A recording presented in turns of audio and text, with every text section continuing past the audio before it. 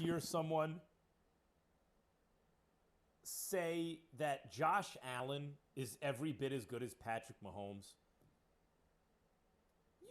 No, that is the dumbest. No, he is not. And I love Josh Allen. He's great. I think he's an elite quarterback, top 5. Patrick Mahomes is top 1 ever. Like, Mahomes playing at his highest level is the only comparable player I've ever seen is Aaron Rodgers. And if I had to choose, I'd take Mahomes. No, Josh Allen, his arm may be as big as Patrick Mahomes, but I need to see Josh Allen call his own number, drop back 15 steps, and throw a 60-yard pass to win the Super Bowl first, and we'll start comparing them. The Max Kellerman Show on ESPN Radio, ESPN Plus, the ESPN app, Sirius XM Channel 80, and on your smart speaker. LA, is McVay going to name the starter eventually or no? We're going to actually come down to game time. Coach, who's going to be under center? We're going to have to see. Like right now, we need to see. You know what's crazy? I think the Rams are better positioned to make a run at the Super Bowl than Seattle. But I think Seattle's going to beat the Rams. In other words, matching up against each other because Russell Wilson's there and Jared Goff, even if he is, has not played well recently and is hurt. Got the thumb.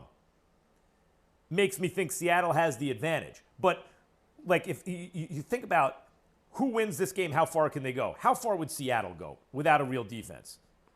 Versus how far can the Rams go? Well, we already know the Rams, and this defense is very good. They were more dynamic on offense, but they can still play some offense, the Rams. We've seen them in a Super Bowl with Jared Goff. We know he can do that. 888-SAY-ESPN, 729-3776. Bills Mafia has been waiting a long time for this. Do the Colts have a chance? Here is Casey Joyner, the football scientist, who joined me yesterday here on the Max Kellerman Show on ESPN Radio on why the Colts don't have a chance against the Buffalo Bills.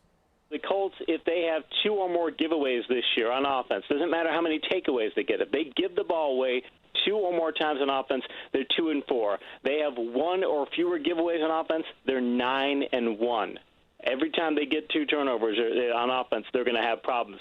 I think Buffalo's racked up 2 or more takeaways 9 times this year, and they've done it in 5 of the past 8 games. Plus, the Bills, they're 5-1 in track meets this year, and the Colts are only 3-2. So if I'm looking at those factors, I'm pointing all those towards the Bills winning that contest. The thing about football that's interesting is one of the many things is that, and by the way, when you look at the literature that comes out of a sport, like the writers who are interested in it and what kind of thinking is going on about the sport. Once upon a time, baseball and boxing produced by far the best sports literature, best books on sports and writing on sports was about baseball and boxing. They were the most popular sports. Nowadays, people who think interestingly about sports are really looking at football because it's a very interesting game and the most popular one in this country. And Casey Joyner has an interesting way of looking at the game for sure. I'll say this. One of the interesting things about football is that while each game is its own story, right, there is a cumulative effect on the season. So in other words, a team like the Patriots with Belichick, part of the problem preparing for them is they're a different team every week because he looks at what's this team we're playing, what do we have to do, and he'll change game plans and strategies to address this week, unlike a basketball team, say, or a baseball team, who are basically the same day in and day out. Football teams change week to week, and yet, so in that sense, each game is its own event, independent of the others. And yet, it's sort of like a boxing match in that you have a 16-round regular season fight, and then you got the playoffs. And because it's a full contact physical sport that really relies on teamwork up front so that, for example, offensive lines can tend to play better as the season goes along, as they get used to one another, right? If there's some new players on the line. It's a war of attrition. Who's healthiest and oftentimes, therefore, hottest when it matters most. It's not just that Josh Allen is a star, maybe a superstar, top 5 quarterback in the NFL, quasi MVP candidate, right? Or I could say a legitimate MVP candidate, just that Rodgers is going to win it. But he's there. He's in the top 5. It's not just that. It's that the Bills' defense is getting hot right at the right time. Giants fans, you know what I'm talking about. When you think about some of those Super Bowl wins, the Giants got hot at the right time. At the end of the fight, in rounds 13, 14, 15, or in this case, 17, 18, 19, right? They were fresher. They were firing on all cylinders. And the Bills look like that to me right now. So do the Bucks. So do the Packers, right? A lot of these teams, you go, oh, that team's hot right now. That's, what was it? Hansel? He's so hot right now. I used to have that on my soundboard, Raj.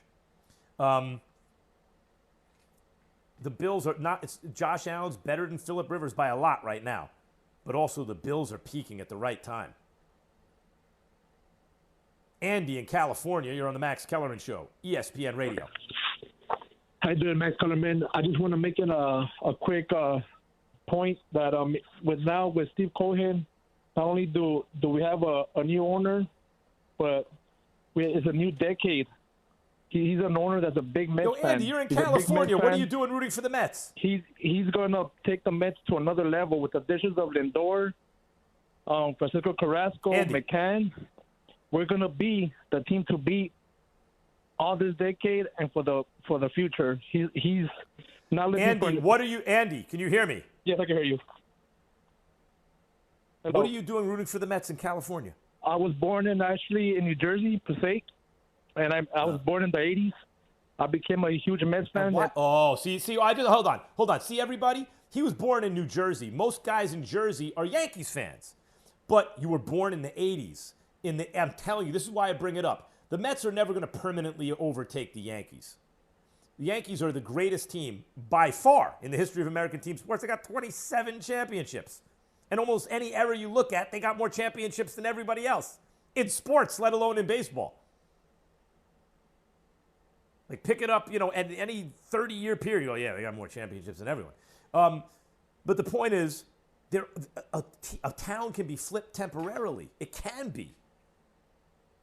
The Mets in 86, even before 86, and the Yankees had Ricky Henderson and Don Mattingly, and, Ron Guidry was still really good, and they had a squad, Willie Randolph and Dave Winfield. But the Mets were the hotter team, starting like around 84, 85. And the Yankees in 85 were really good. Mets were hotter. They had young ascending stars, Gooden and Strawberry, and they traded for Keith Hernandez. And they were the hotter team in New York. New York cared more about them. And it kills me because I was a Yankees fan. And I am a Yankees fan. But it's the truth. So I wonder now, with the Steinbrenners really concerned with Hal Steinbrenner, really concerned with the luxury tax threshold. And on the other hand, Steve Cohen coming in and saying, let's spend money, because the Wilpons didn't spend money for so long. They acted like a small market. They were a small market team. No, let's act like a big market team. They could temporarily flip it. Did someone prove they're the second best NBA team to the Lakers last night? No doubts. Next. It's time to give you some straight talk. Look, we all drop our phones. It happens. You fumble it, crack it, splash it. Well, Straight Talk Wireless now offers this new Platinum Unlimited plan. I want to call it Premium Unlimited, but it's Platinum Unlimited. That includes phone protection.